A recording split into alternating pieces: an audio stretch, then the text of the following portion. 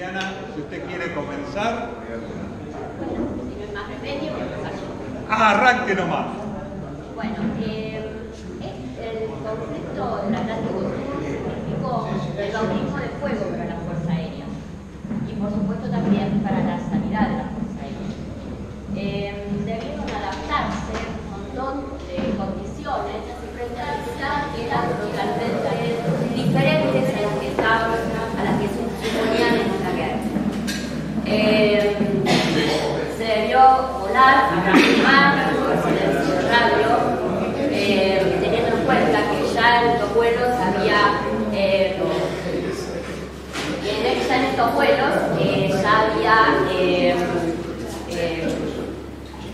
una zona de exclusión con dominio marítimo y aéreo enemigo. Nosotros fuimos destinados, yo pertenecía a la primera promoción de enfermeras militares. Fuerza Aérea fue la primera fuerza en incorporar mujeres con grado militar. Hasta ese momento en ninguna fuerza armada ni de seguridad había personal militar femenino. Ingresé en 1980 y en 1982 la Fuerza Aérea impuso enviar personal militar femenino al Hospital Reubicable que se instaló en Comodoro Rivadavia. El Hospital Reubicable es un hospital de alta complejidad, tiene 11 módulos que tienen todo lo necesario para la atención de cualquier tipo de paciente. Se transporta en Hércules, se transporta desarmado y se arma en el lugar. El primer grupo de enfermeras, de 5 enfermeras militares, fue en el mes de abril. El segundo grupo, en el que fui yo, fuimos en el mes de mayo. Después fue un tercer grupo en el mes de junio. En el hospital Reubicable se recibían las evacuaciones aeromédicas que venían del puerto argentino, que llegaban a la pista que estaba frente al hangar de YPF y justo al lado estaba ubicado el hospital Reubicable. Cuando llegaban los pacientes se les realizaba un triage, es decir, se los clasificaba según la patología que tenían, según su gravedad y según el arma que pertenecían. Fuerza Aérea trasladaba todo tipo de pacientes y después cada arma se hacía responsable de sus pacientes cuando llegaban a Comodoro Rivadavia. Después que se hacía el triage, los que necesitaban atención más importante eran internados en el Hospital Reubicable transitoriamente, porque el Hospital Reubicable es un hospital de tránsito, y el resto permanecían en el hangar hasta que se decidía su evacuación. Durante este tiempo les dábamos un refrigerio y le hacíamos la contención emocional de los pacientes, teniendo en cuenta que habían estado 1 o 2 meses lejos de sus familias, lejos de sus seres queridos, y por lo tanto el ver una mujer es como que les permitía abrirse más y hablar más. De repente lo típico que nos decían es: vos sos de Lanús, vos sos de Merlo, vos te pareces a mi hermana, vos te pareces a mi prima, vos te pareces a mi novia. Esa era la forma que ellos tenían de empezar a hablar, porque de repente es muy difícil pararse delante de una persona y decirle: ¿qué te pasa? ¿Necesitas algo? Pero cuando ellos nos empezaban a hablar, era el momento que teníamos la oportunidad de hablar un poco más sobre lo que sentían, sobre lo que les pasaba y sobre lo que necesitaban. En principio,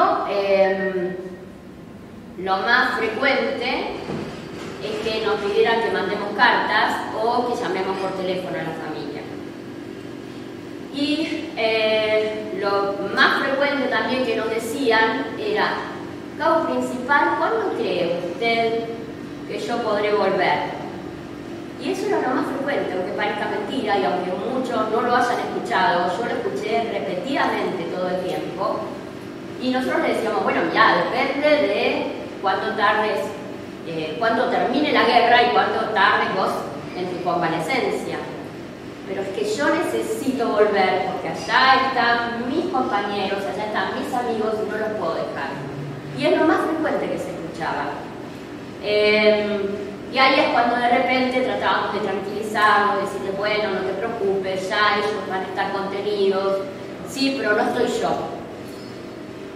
Bueno, además de esto, realicé evacuaciones aeromédicas en avión Merlin de terapia intensiva dentro de la costa patagónica. Es decir, cuando de repente se necesitaba una evacuación desde un puerto, que eran llevados, por ejemplo, a un puerto, pacientes politraumatizados, como pilotos eyectados o náufragos que eran llevados por los buques a puerto, los íbamos a buscar y los llevamos al hospital Vulcable. En el Merlin, que es un avión de terapia intensiva de alta complejidad. Quedaban en el hospital Vulcable en terapia intensiva hasta que eran evacuados por la fuerza a la que pertenecían. Y además de esa evacuación en Hércules 330 de Puerto Argentino a Comodoro. Como dije antes, nosotros íbamos acostados arriba de los containers, porque en todos los vuelos se llevaba todo lo que pedía Puerto Argentino. Por lo tanto, la bodega del Hércules estaba totalmente ocupada, nosotros nos acostábamos arriba. Cuando llegaba el Hércules, nos bajábamos a Puerto Argentino, nos bajábamos con el Hércules en movimiento, porque como el Hércules es un avión muy pesado, necesita un tiempo prolongado de carreteo para poder despegar. Como es un avión muy grande, es un blanco muy fácil para el bombardeo. Entonces, en caso de que la torre de control avise que hay alerta roja, inmediatamente tiene que despegar. Y no tiene que tener el tiempo de carreteo. Entonces, por eso el Hércules, cuando está en Puerto Argentino, carretea todo el tiempo, permanentemente, larga los containers carreteando, después nosotros nos subimos de nuevo al Hércules y empiezan a venir las ambulancias, marcha atrás, con las puertas abiertas, y se hace el traslado de los pacientes con los dos vehículos en movimiento, ¿no es cierto? Aunque el Hércules puede ser configurado como avión sanitario, como vemos en las películas, en estos casos es imposible. ¿Por qué? Porque nosotros veníamos cargados, no podía traer el Hércules con las camillas, porque venían los containers. Y no se podía perder tiempo en pista armando las camillas. Se privilegió siempre la evacuación del paciente a armarlo como avión sanitario. Bueno, los pacientes, los que podían, caminaban y se colocaban a los costados, los que no podían los arrastrábamos y iban en el medio del Hércules. Todo el vuelo se hacía a oscuras y se volvía exactamente igual, a ras del mar, con silencio de radio, hasta que llegábamos a la pista de aterrizaje. Y ahí se hacía la evacuación, como yo les dije, y el triage. Con respecto a nosotros, por suerte puedo decir que nunca nos faltó nada, que siempre tuvimos de todo para trabajar, incluso teníamos un botiquín individual que podíamos llevar en caso de necesidad para atender si no estábamos dentro del Hércules, ¿no? Así que bueno, esa es más o menos mi experiencia. Si tienen preguntas, contesto lo que sea, y si la suboficial va a trabajar, puede agregar algo, que lo agregue. ¿Qué dijo? No escuchó nada. Yo creo que es muy importante, emocionante, la parte en la cual Lelino quería resolver rápidamente su programa para volver al lugar, digamos, en el cual estamos escuchando, ¿no es cierto? Esas son partes que se llegan muy profundo, ¿no? ¿Y si tenés que agregar algo? No, en realidad lo que está bien, agregar, si alguno quiere saber algo del Hércules o la forma de vuelo o cómo hacíamos, sí, con mucho gusto, pero...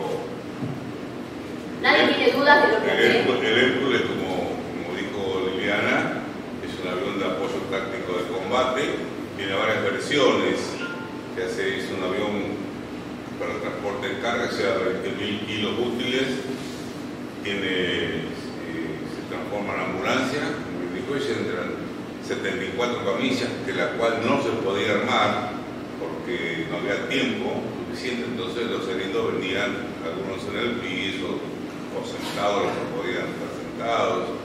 Después tiene también para hacer avión de paracaidistas, el 64 paracaidistas con todo su equipo, y hace lanzamiento de carga a altura y a baja altura de precisión, que en 50 metros deja la carga, donde lo marca el personal de tierra nuestro de Fuerza Aérea. Es un avión lento, es un avión grande, pesado, y fue utilizado en realidad para muchas misiones para la cual no correspondía, pero la Fuerza Aérea, como todos saben, se cargó una mochila que quizás no le correspondía porque era netamente naval, y tuvimos que hacer con los Hércules misiones que eran prácticamente suicidas, como por ejemplo buscar los blancos, ya que nosotros no podíamos avanzar para que ataquen nuestros aviones, y dijeron que vaya un Hércules. Nosotros le pusimos un nombre de vuelos locos, porque era un loco el que ordenó eso. Había que volar y buscar los blancos, subir 300, 400 y 500 metros, encender radar, y así también nos chupaban, ustedes saben, nos chupaban también la fragata, y así cayó el Tango Charlie 63 el 1 de junio, lo agarró la Minerva, mandó una PAC de 2 Harrier y lo derribaron. Todas esas misiones que hizo el Hércules, como llevar, por ejemplo, la logística, fue todo trasladada por el Hércules a partir del 1 de mayo, que pasó un avión Vulcan inglés, nos dejó un reguero de 21 bombas de 1000 libras, y una de ellas, la intención era destruir la pista, porque la Armada no mandó ningún barco, porque normalmente los submarinos, podía haber sido una carnicería, se mandaba un barco con los submarinos atómicos que tenían ellos. Entonces la única forma que había de poder suplir todas las necesidades de la logística era el Hércules, y retirar nuestros heridos, y se hizo necesario e imprescindible la presencia de médicos y enfermeros, porque había heridos que nosotros al principio traíamos, pero después dijimos no podemos atender cierta cantidad de heridos. Es decir, no conocemos la situación en la que estaba el herido, entonces ellos ya sabían que hasta podíamos ir a Río Vallejo, que era más cerca, y bajar ahí. ¿Cuánto tiempo duraba el cruce? Para que tengamos idea, ¿cuánto tiempo duraba el cruce de las islas al continente? Bueno, hay dos tiempos y dos niveles.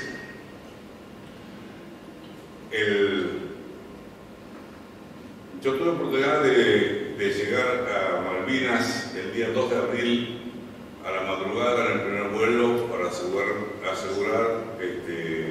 nuestro aeropuerto allá, Puerto Argentino, y hasta el 1 de mayo volábamos de Ecuador, Rivadavia, un vuelo prácticamente directo, un nivel de 7.000-8.000 metros de día, con todos los instrumentos que eran necesarios.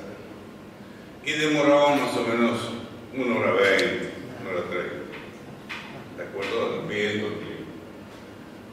Después del 1 de mayo, cuando llegan los ingleses, ponen una zona de exclusión que dice acá no entra nadie, ni un pajarito, porque el que entra lo bajamos. Entonces, la superioridad del comando dijo, ¿qué hacemos?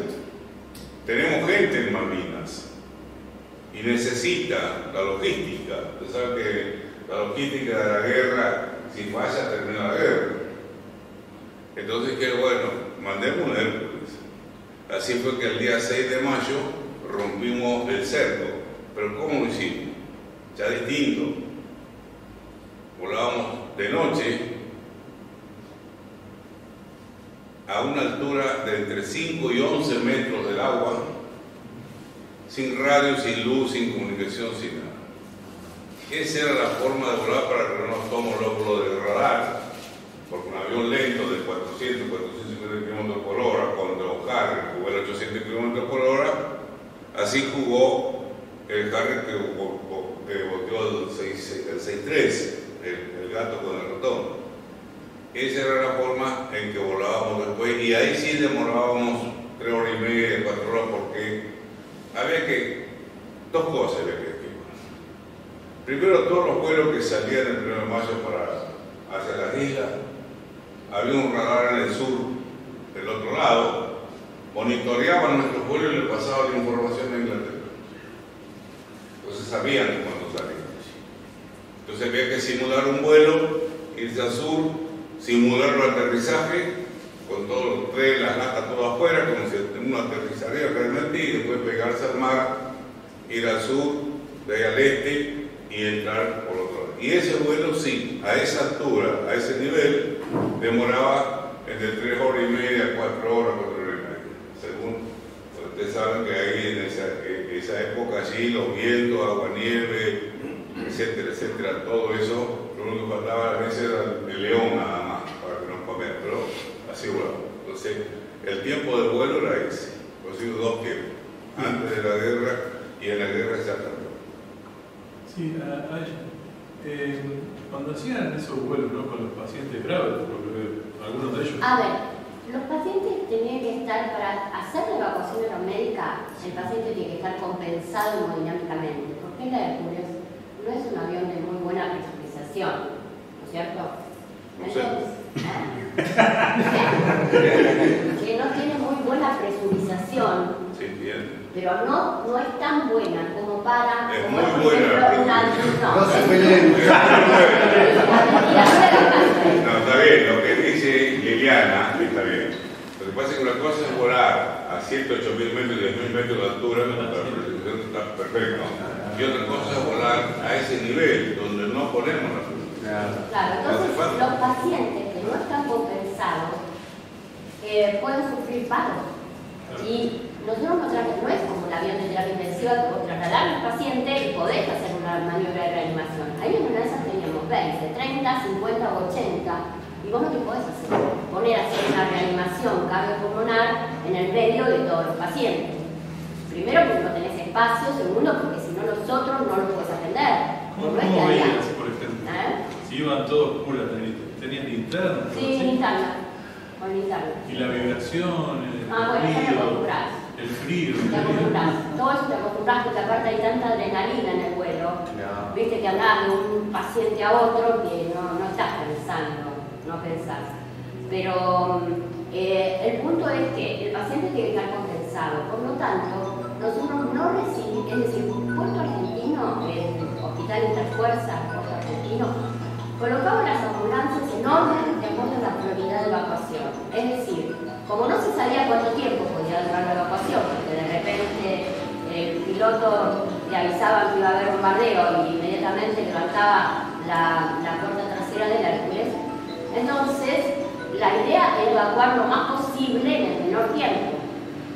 Por lo tanto, teníamos que prever justamente que no perdamos tiempo y por eso es que se tenían que hacer lo más rápido posible para poder sacar la mayor cantidad de tiempo de pacientes posible en ese menor tiempo, ¿no? Y yo entiendo que, a ver si me corriges, que entiendo que volando a ese nivel, con todo el peligro que implicaba llevarse una fragata por delante, decía que volar entre 5 y 11 metros, las fragatas tienen un fase mucho más alto, el movimiento, la turbulencia. Aparte las olas, porque las olas te golpeaban a veces las ventanillas del Hércules, ¿no? Sí, a veces las olas según el mar a las 6, 7, 8 pegaban al golpeaban, paso del avión. las olas en la ventanilla. Para así cuando llegaban como Rivadavia, los bomberos lavaban el avión por la sala, lo bañaban. A ese nivel, atender a un paciente, imagínense que si para los profesionales era difícil, para nosotros al principio no sabía, si bien los pacientes, yo entiendo, que eran primero tierra, digamos, en la isla, eran evaluados por algunos médicos, pero también ocurrió lo siguiente, si no lo mandamos porque está muy grave, tiene que estar compensado. Y por otra parte, acá se nos va a morir, no tenemos medio. ¿Qué hay que hacer? Mandarlo al continente y tomar liviana y llevártelo, arreglarte en el vuelo. Porque la guerra era así. En general se tuvo mucho en cuenta eso y fundamentalmente fue en los últimos días de la guerra cuando se empezaron a trasladar pacientes ya en situación crítica. Hay que tener en cuenta que también estaba el temor porque no queden prisioneros. Por lo tanto, también se influyó mucho para que se evacúen más pacientes más rápidamente, ¿no? ¿Cuánta gente era la dotación de enfermeras y médicos? En cada vuelo un médico y una enfermera. Y después un enfermero varón, generalmente, y después la tripulación del avión. ¿Y cuántos enfermos traían? Depende, todo depende del tiempo que teníamos. En algunos vuelos iban 20, en otros 30, en otros 50, en otros 80. Todo depende del tiempo que tenías, porque si el Hércules tenía que despegar, se terminó la evacuación y si había 10 pacientes arriba, salía con 10 pacientes. Y o sea que a la vuelta venían con 10, Sí. 20 o 30 80. dos personas. Sí. Lo que pasa es que en ese momento nosotros para poder descargar el avión no separábamos motores, por lo general íbamos a la cabecera de pista y así cuando iba la carga paletizada, porque había carga que no iba paletizada con los pales, ahí sí se podía tirar, coger el avión, uno largaba los pales en la pista y venía las ambulancias, seguramente estaría evaluado por la gente, los médicos de tierra, y cargaban los heridos que había que llevar. 30, 20, el último vuelo que también estuve, sacamos 72 heridos. Es decir, había que ver, en medida que se acrecentaba el combate, era más crudo, había más heridos. Entonces empezaban a traer mucho más, cuando ya se saturó el hospital que estaba en Malvinas, por eso después se autorizó a Irizar a entrar en la zona de exclusión, pero ya no se podía atender más heridos, tantos heridos que había, de uno y de otro bando, ¿no? Porque acá traíamos los argentinos, pero ya se atendían de los dos. Los ingleses tuvieron casi 3.000 bajas y después la cantidad de heridos, y los nuestros, había que atenderlos. Y puede ser que también se trajo al piloto de Harrier que se había inyectado y que estaba herido. Lo trajeron del Hércules. Lo traje yo el 25 de mayo, sabía, por eso lo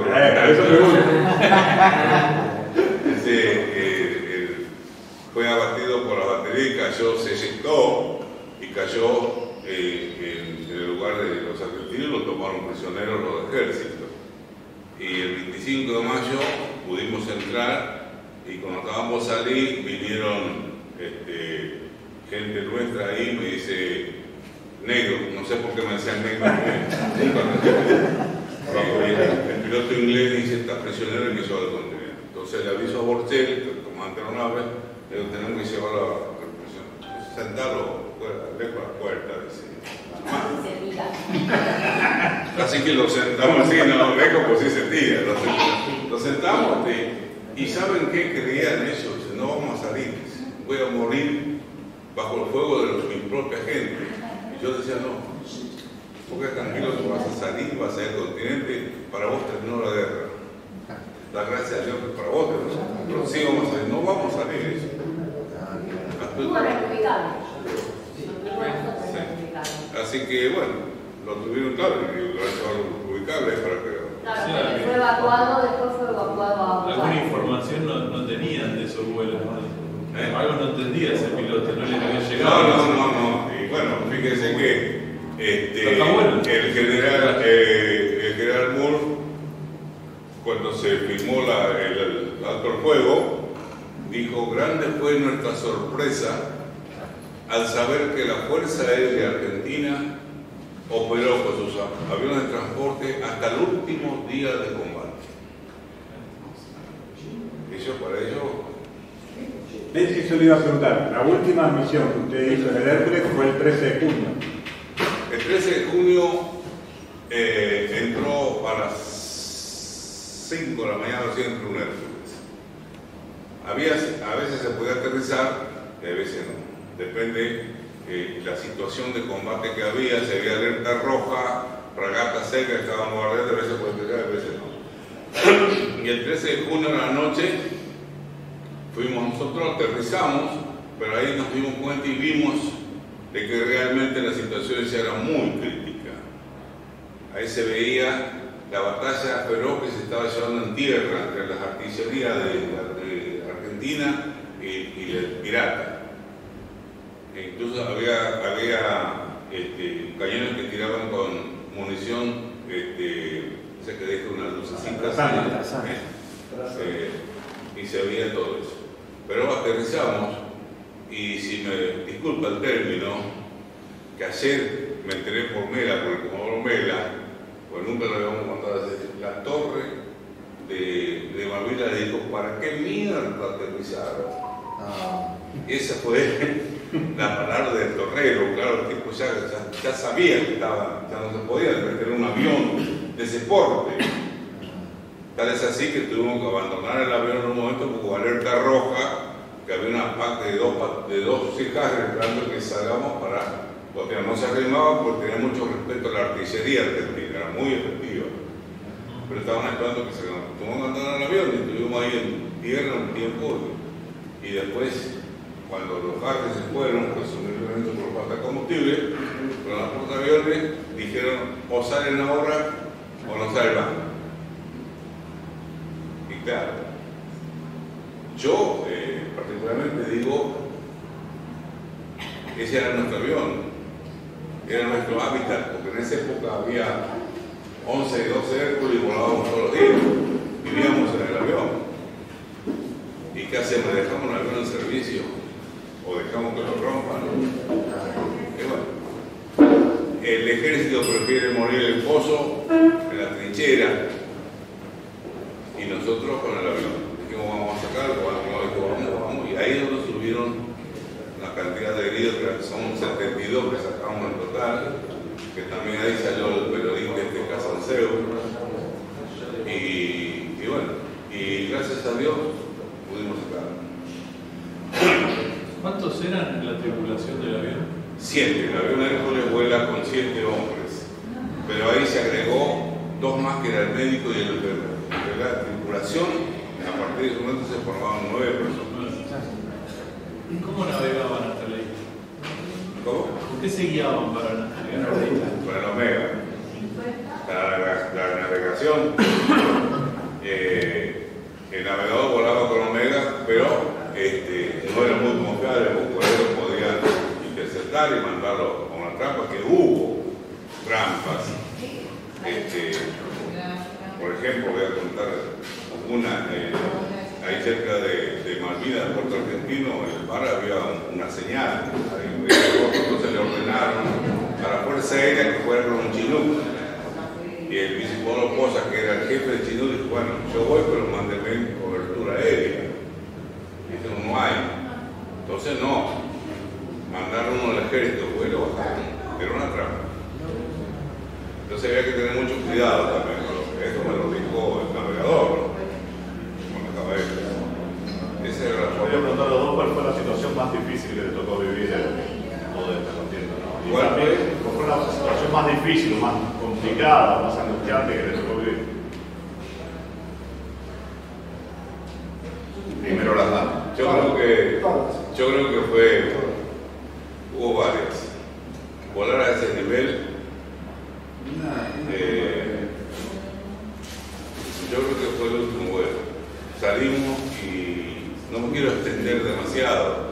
Tenés todo el día. Tienen todo el día, nosotros estamos acá ávidos de escucharlos, así que Tengo todo el día. todo el día. A ver, trae una cervecita.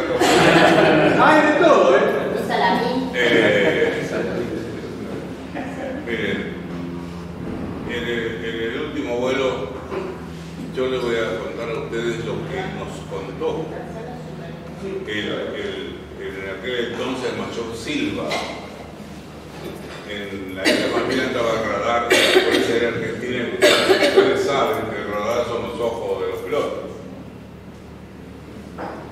Y cuando íbamos a despegar, el mayor Silva es el que nos dirigía.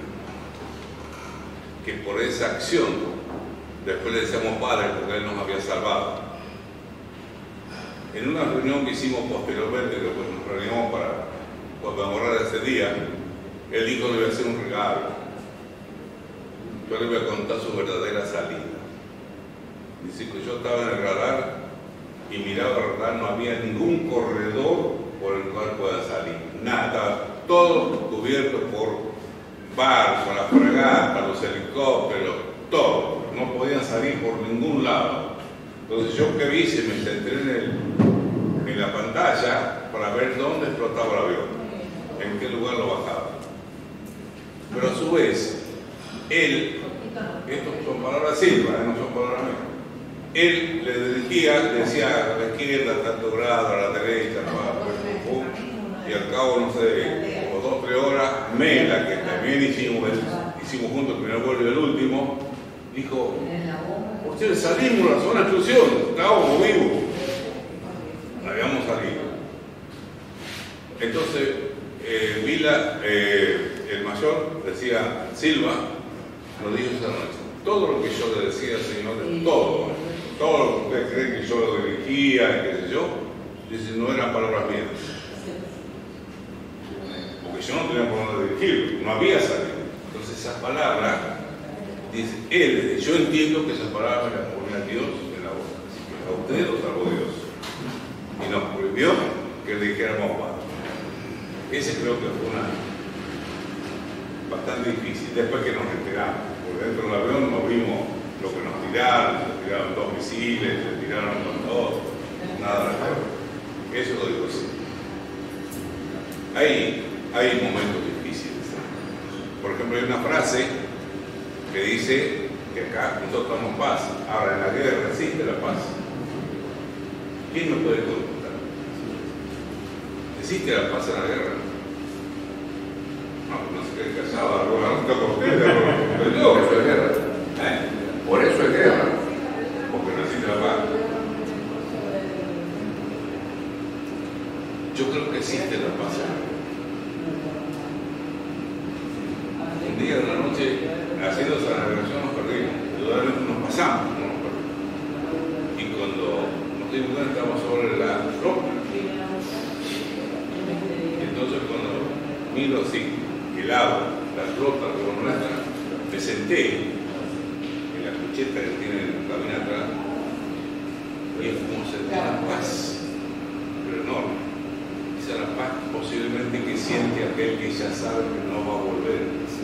Yo entiendo, creo, no sé, no lo viví, pero el combatiente, cuando se siente morir, siente la paz. Es precioso. Así que existe en cierto momento la paz. ¿Por qué no comentás un poco el tema cuando te pone a Hércules, le das un bombardero, en el cual el Hércules bombardea a Hércules? El Hércules le das un bombardero. Claro, se le ponen las bombas que... Ingenio argentino, fuerza era argentina.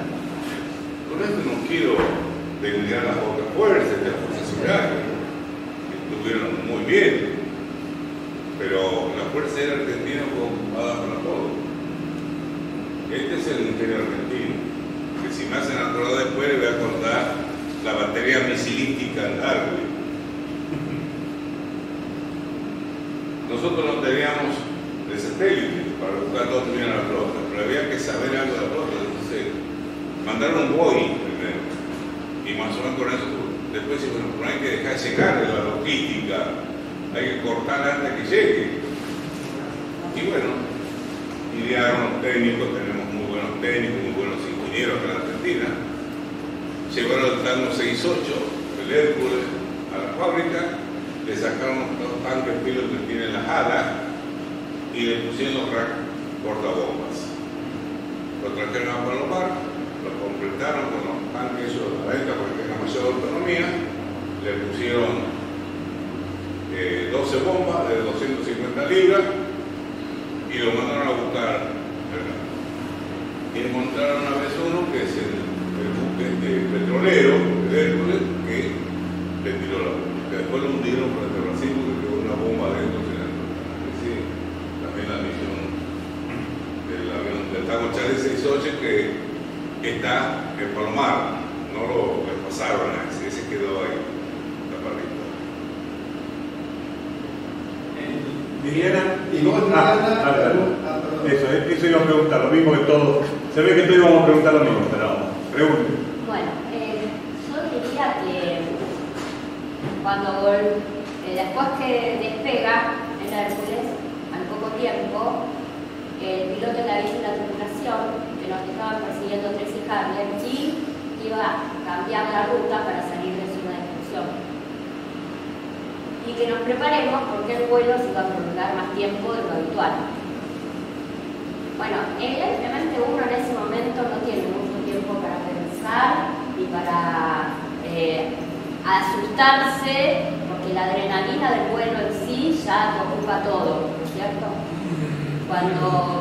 Por supuesto, cuando el piloto ya entra en el territorio argentino, avisa que estábamos volviendo.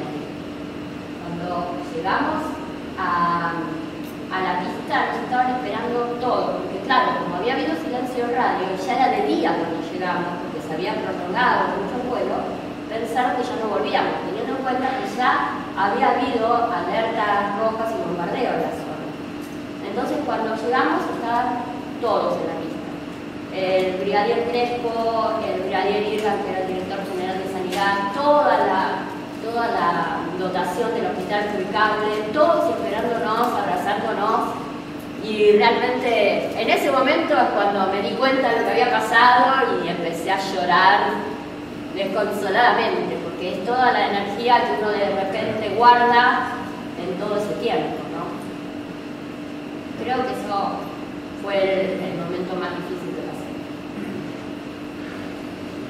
Hay que contar que va un médico y una enfermera por cada vuelo. ¿Cómo definían quiénes iban del hospital a la misión? Eso se decidía, es decir, del hospital a la evacuación, claro, lo decidían los médicos que estaban en el hospital Interfuerzas en Puerto Argentino. Ellos determinaban qué ambulancias iban adelante, que son las que tenían prioridad de evacuación, porque si se terminaba la evacuación, las otras volvían. Y hay que tener en cuenta eso también, ¿no? Que de repente la ambulancia mientras que está en pista es un blanco fácil. Por lo tanto, el hecho de que el Hércules levantara la rampa, la puerta trasera, indicaba que la ambulancia sabía que tenía que salir inmediatamente de pista y volver al hospital.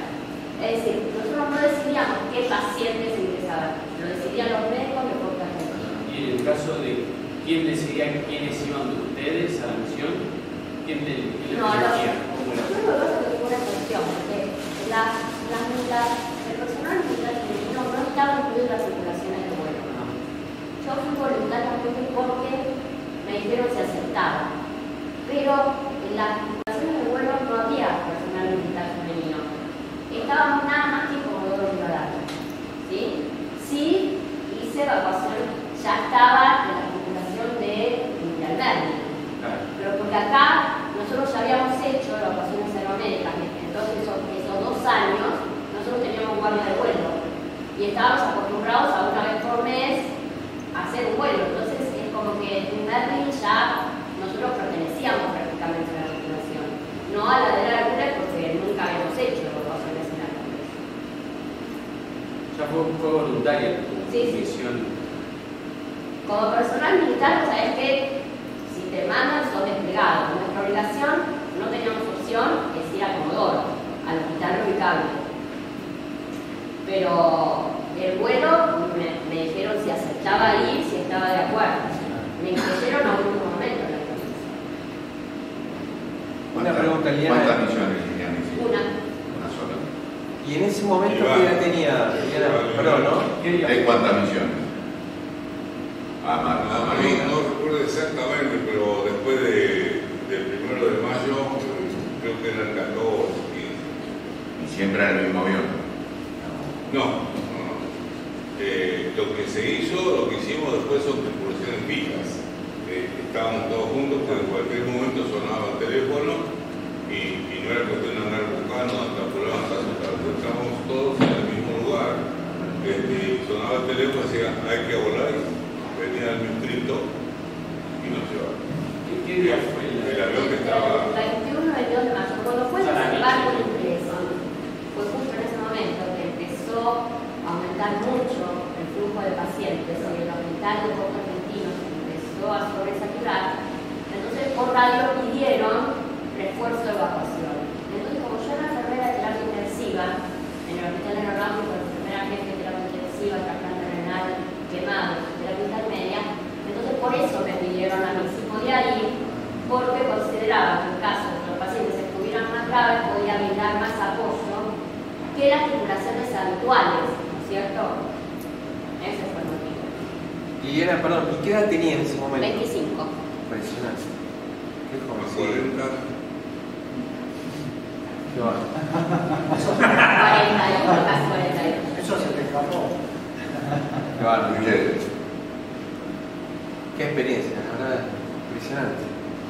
Como yo ya hablaba con Carlos, es importante que la guerra también se conozca desde este punto de vista, y no solo del soldado que está en la trinchera, porque la guerra incluye muchas aristas que son fundamentales para que ese soldado pueda hacer algo, ¿no es cierto?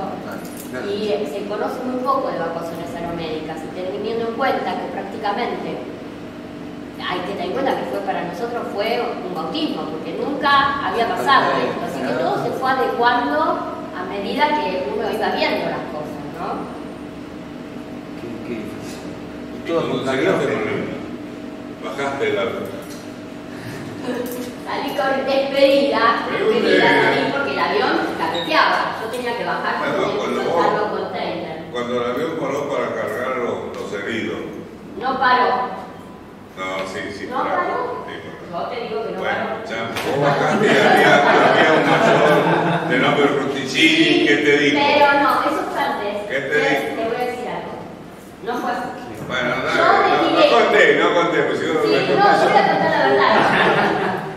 La cosa fue así, yo me tiro, salgo corriendo, me agarra el capitán Rosticini, me abraza así. No me abracé a mí. Sí, así me abrazó, yo le quiero mostrar cómo. Y me dijo, corre y subí. Claro, porque hay que tener en cuenta que el Hércules sigue carreteando, vos bajás al contrario, hay un viento terrible en Malvinas, porque el viento, imagínate, yo no soy una persona muy voluminosa, ¿no? Entonces, el viento es terrible y encima las turbinas del Hércules, así que también te empujan, así que no era fácil, es como que me dio el empujoncito. No quiere contar. Yo creo que el hecho de que Rosticini te haya ayudado, considerando la gran persona que era, una persona presente. Inolvidable. Yo creo que más fuerte, más fuerte. No digo que en el caso del señor Rosticini, considero que tuve el honor de conocerlo, estar en esa oportunidad con él, y realmente creo que todos, de una forma u otra participamos en el tema. El caso de Rosticini es un caso muy especial. Era una persona muy marcada para ayudar, digamos así. Es muy querible. Muy querible, totalmente. Una persona con mayúscula. Liliana, ¿terminaste tu carrera militar? No. En el 86 me fui de baja porque no me ascendían. Yo, cuando volví a Malvinas, fui a la escuela de aviación militar, porque nosotros fuimos mal incorporadas. Nosotros fuimos incorporadas como personal militar suboficial. Nosotros tuvimos todas secundario completo y universitario. Normalmente los varones entran directamente como oficiales y hacen el curso de instrucción militar. Nosotros fuimos ya con el cargo, con el título de enfermera. Y entonces, como éramos las primeras, y evidentemente no se animaban a ver cómo reaccionarían las fuerzas, nos incorporaron como personal de suboficiales, pero en vez de salir como cabo, como salen los varones, como cabo principal. Cuando volví de Malvinas, me mandaron a hacer el curso de promoción oficial. Ahí fuimos la primera promoción de alfereces. Pero pasó un año, pasó 2, pasó 3, pasó 4. Hubo 4 promociones de alférez atrás mío, que todos nos teníamos que presentar alférez de la primera promoción, alférez de la segunda promoción, porque éramos todas alféreces y nadie ascendía. Evidentemente empecé a hacer notas, porque en ese momento no había mail, no había WhatsApp, no había internet, nada. Empecé a hacer notas. Bueno, y las notas tardan en pasar de una oficina a otra, no es como ahora que todo llega inmediatamente. Antes todo se tomaba su tiempo. Tampoco llega, quédate tranquilo. Sí, es cierto. Bueno, pero por lo menos uno tiene la ilusión que ya llegó, la mandó. Bueno, acá no era así. Entonces, bueno, primero me llamó el director administrativo del hospital, que yo dependía directamente. Después el director del hospital, después el director general de sanidad, hasta que me llama que para esto ya habían pasado 4 años. Yo le dije, los alfereces, cuando el escalafón está abierto, deben ascender al año. Si fuiste a la guerra, se supone que es la mitad del tiempo. ¿Cómo puede ser que nosotros somos todas alfereces y ninguna asciende? Yo era la más antigua. Bueno, pero esto no depende de nosotros, los pliegos están en el Congreso y los que no lo sacan es el Congreso. Y yo le dije, bueno, entonces yo me voy de baja, porque si no voy a tener 85 años y voy a seguir siendo alférez. Y me terminé yendo de baja. Por eso. Lamentablemente. ¿Y el otro grupo? La medida política. ¿Cambiar de grado? ¿Cómo? ¿El otro grupo que quedó tuyo? Al año siguiente empezaron a sentar. Y bueno, pero era necesario. Porque si alguien no hacía algo, Sí, correcto. íbamos diciendo todas alfereces. Era interminable eso. No es lógico, no es coherente. No puede tener un escalafón abierto y que todas tengan el mismo grado. ¿Dónde se vio eso? Nada más que en las mujeres. En los hombres eso no pasa.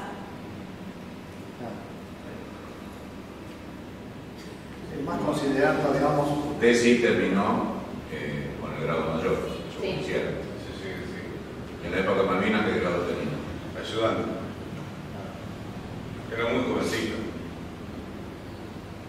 Muy jovencito. Y flaquito. Y hace 30 kilos antes.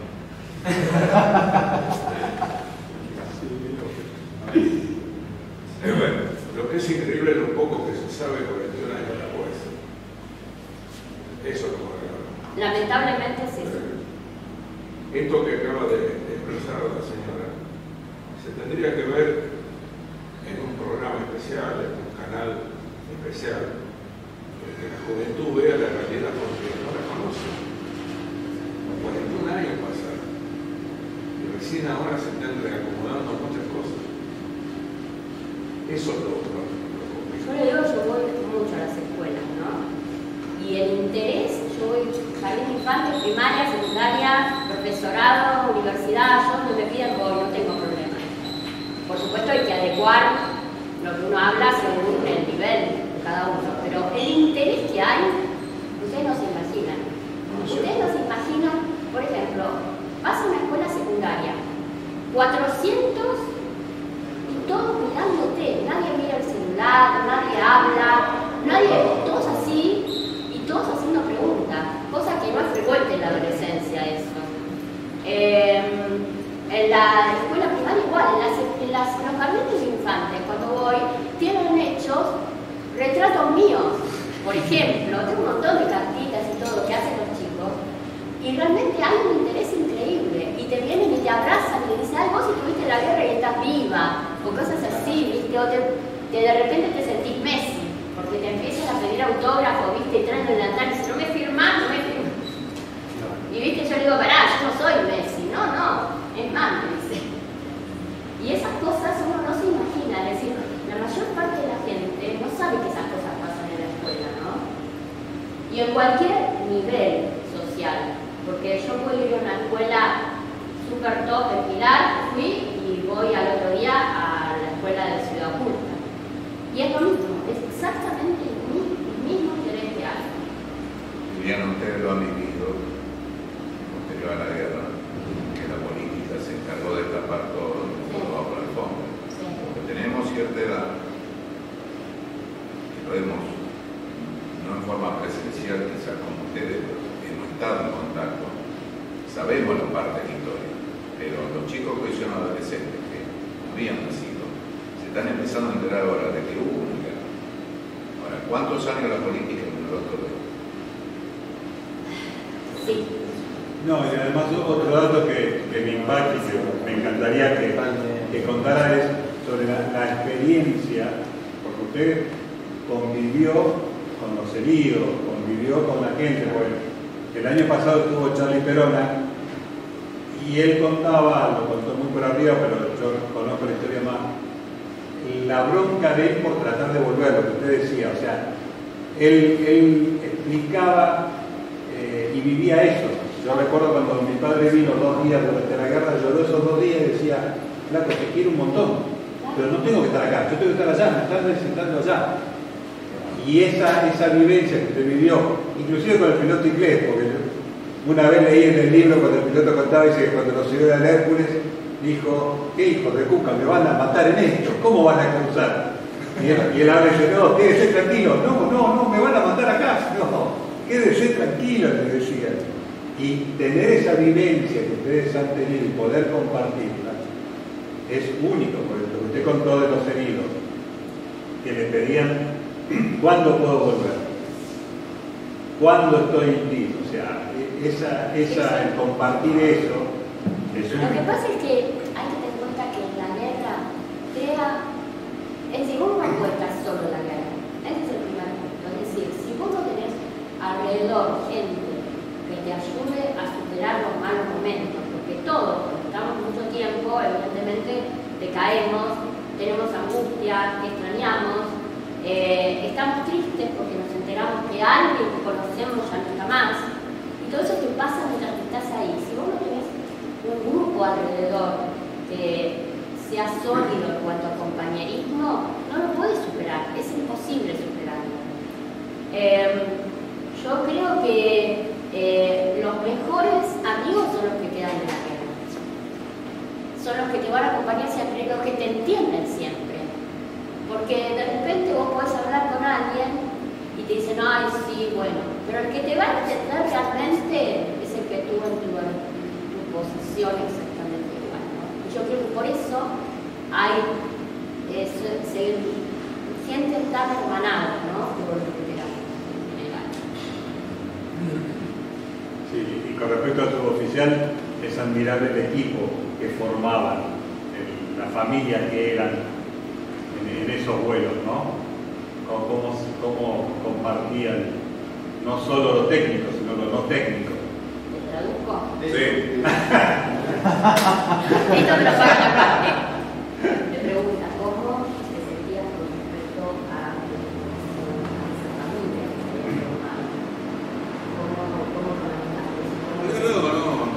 No había que manejar nada. La Fuerza Aérea Argentina es una familia, es un equipo. Por eso hizo lo que hizo. Porque el avión no lo vuela ni lo arregla, ni le puede cometer a un hombre solo. Acá estamos acostumbrados a hablar del piloto. Indudablemente había que tener lo que tenían nuestros pilotos, no él solo. Pero estaba toda la gente, como siempre, nuestros técnicos, los oficiales civiles, nuestros soldados, que preparaban la máquina para que estuviera en servicio de autoría. Eso fue siempre. Nosotros en la Fuerza Aérea, en las oportunidades que uno tiene de hablar con otra gente, dice, ¿cómo viven ustedes? De otras armas, ¿cómo viven ustedes? Y es lo mismo, si tuviera acá algún... es decir, uno conoce la jerarquía y sabe quién es el comandante de aeronave, pero en la Fuerza Aérea, por ejemplo, el comandante de aeronave puede ser de una jerarquía menor, como ocurrió siempre, ocurre, y en la guerra se ocurrió. El comandante de aeronave era capitán, Víctor Borcel, y el navegador, por ejemplo, era comodoro, y dependía del capitán.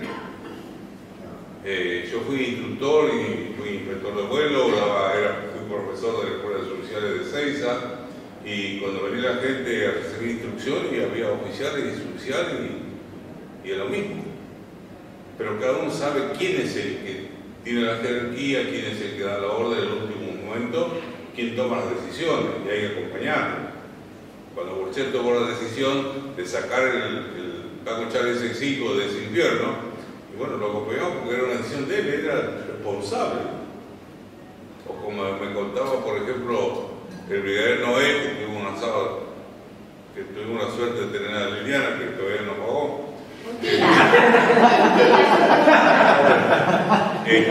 Noé me decía, Roberto, ¿sabes cuál era mi gran preocupación? la gente que dependía de mí, la tripulación. No me quería ocupar, no me interesaba tanto mi vida, me interesaba a ellos. Bueno, esa preocupación y esa amistad existió siempre.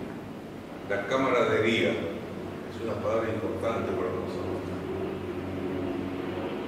Entonces yo me sentía bien, pero todo igual. Se respeta absolutamente todo. Si el mecánico le dice al comandante de la nave, corte el motor o pasa tal cosa, y esto es una orden para él. Porque el que sabe es el mecánico. Lo mismo pasa atrás. Así que me sentí con la tripulación, como la tripulación no vuela siempre bien. No volamos en tiempo de paz con una tripulación sola. Tocaba un vuelo y yo, bueno, es lo mismo que, por ejemplo, soldado que estaba, lo que me pasó a mí, le cuento porque esto es así, pero ocurre con todos. El 1 de abril yo me enteré de la situación, a las 4 de la tarde me llama el soldado, un soldado que estaba haciendo el servicio militar, me dice, Sufi, se va en vuelo a las 7 de la tarde como 2. Y ¿qué voy a hacer? Me dice, va en operativo. Bicho el tipo, rápido, no operativo. Le digo, decime la verdad. No, vos no operativo. Para mí esa era una orden, porque él estaba transmitiendo una orden. Entonces yo recibí una orden del soldado, que no cumplí. Y después cuando le dije, che, está el jefe del escuadrón, sí. Preguntale si tengo que llevar a la mente, como decía, porque no sabía, pero algo había. Al rato él me dice, jefe del escuadrón, que venga. Bueno, fui y me puso al tanto que hacer. Pero eso es lo que existe. Yo hasta el día de hoy tengo la satisfacción de que hay soldados que me invitan a Rosario, acá, comemos, vienen a Palomar, están con nosotros. Es una familia.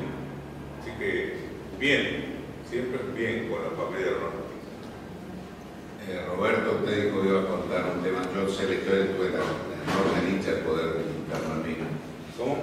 Tuve la enorme dicha de poder estar en Malvinas. Y usted iba a contar una historia que era la batería de misiles que instalan en Darwin. ¿Vos estuviste ahí en Darwin? No, sí, yo estuve.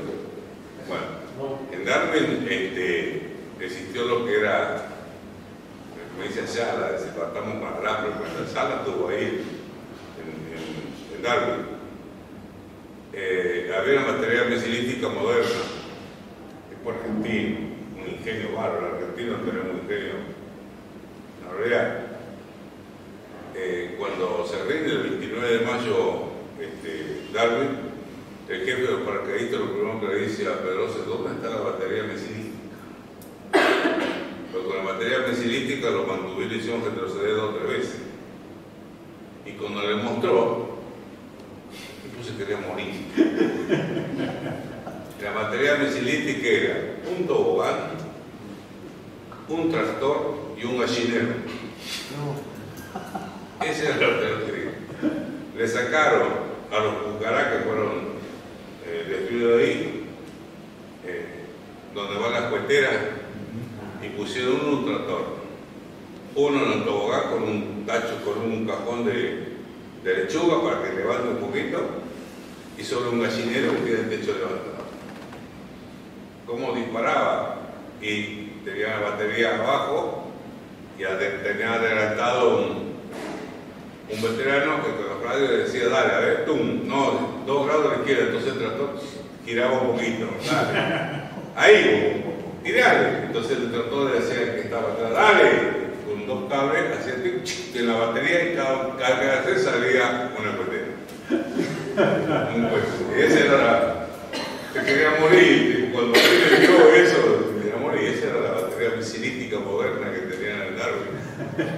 Por ese invento hubo varios. Ese era verdad. Bueno, ¿alguna duda? Hemos llegado al final de la charla. No sé, la señora, si tiene algo más que decir.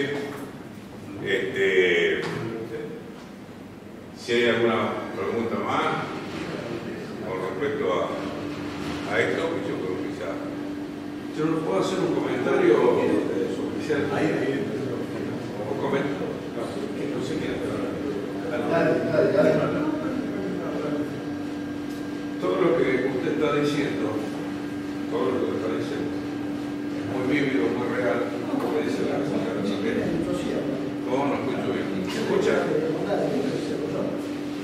lo que está diciendo es que es muy vívido y muy real, lo que dice la señora también. Nosotros, en lo que a mí me toca y a Pepe también como civiles, yo tengo una sola definición.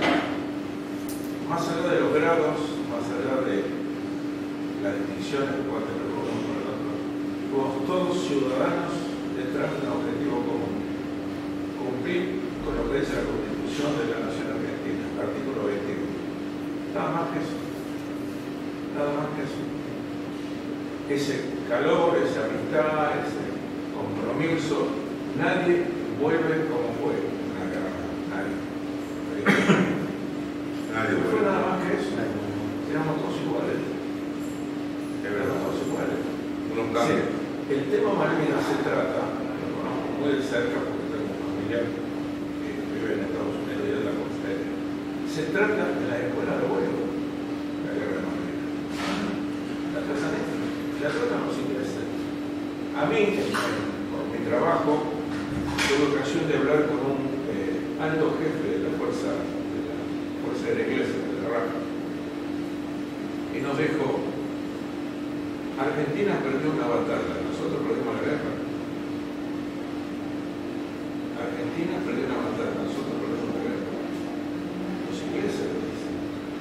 Una guerra desigual, contra el enemigo al este y un enemigo al este. Encima por un montón de aliados por parte de ellos. Las cosas que nos tocó vivir a nosotros y escuchar de los amigos del oeste son inenarrables. Pero es así. Es así. Por eso todo lo que ustedes dicen en vivo hay que trasladarlo a las generaciones que vienen. Es nuestra obligación. ¿Perdón? Es nuestra obligación esa. No es una opción. Yo creo que no es una opción. Es una obligación. Porque si no, se tergiversa la guerra y se cambian las cosas. Como yo muchas veces digo, hay que tener en cuenta que por cuestiones políticas, por cuestiones sociales, hay una desvalorización un montón de años, ¿no? Pero también hay que tener en cuenta que la derrota en la guerra es una herida muy profunda para una sociedad que estaba muy ilusionada. En ese entonces la sociedad estaba terriblemente ilusionada. De repente haber perdido significó una herida muy profunda. Y cuando hay una herida, a uno le cuesta volver. Y yo creo que este tiempo que tomó la sociedad para volver a preguntarse sobre Malvinas es el tiempo que tardó en cicatrizar esa herida. Y cuando una herida cicatriza queda la marca, pero ya no duele. Y yo creo que ese es el tiempo que le hubo que darle a la sociedad para que pueda volver a pensar en Malvinas, ¿no? Lo que pasa es que Argentina nunca fue un país beligerante. ¿No? Y nosotros estamos luchando contra la OTAN, no era cualquier cosa. Exactamente. Y no sé cuál de los dos enemigos era peor, si el del este o el del oeste. Yo creo que los dos, que no teníamos que ir. Y la Fuerza Aérea tiene el orgullo de no haberse rendido, por eso cuando me dicen es combatiente, digo, ¿es combatiente? No, yo no soy combatiente, yo no me rendí. Usted no soy yo, usted tampoco.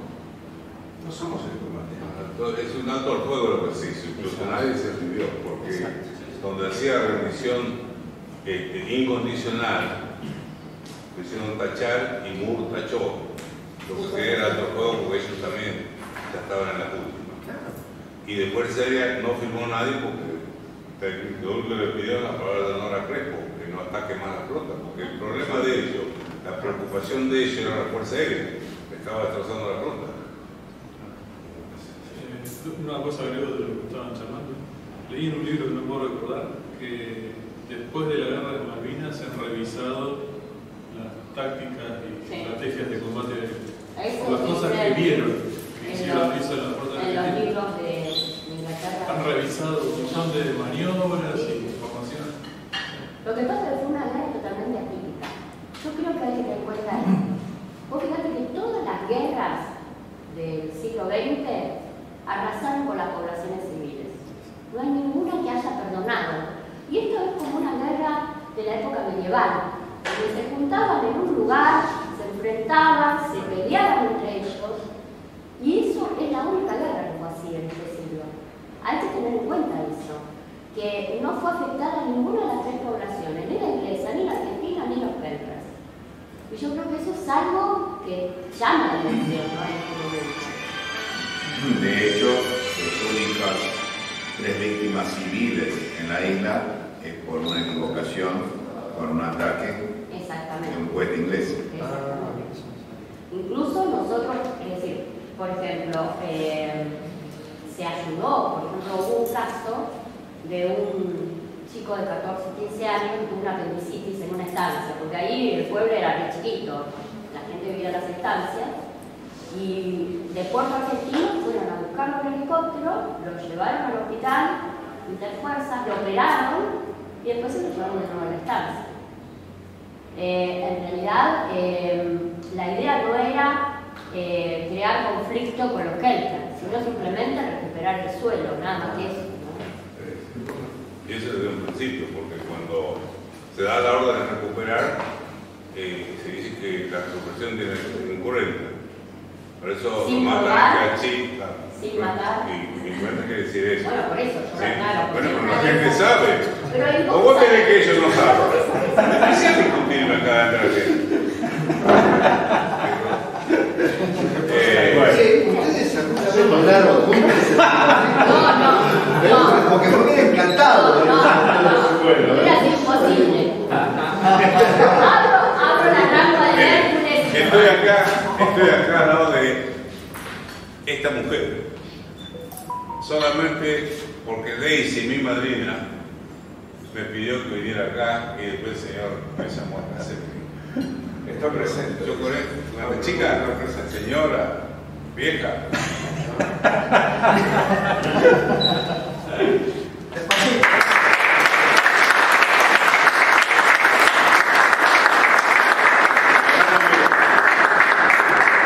Muchas gracias. No, mil gracias a ustedes.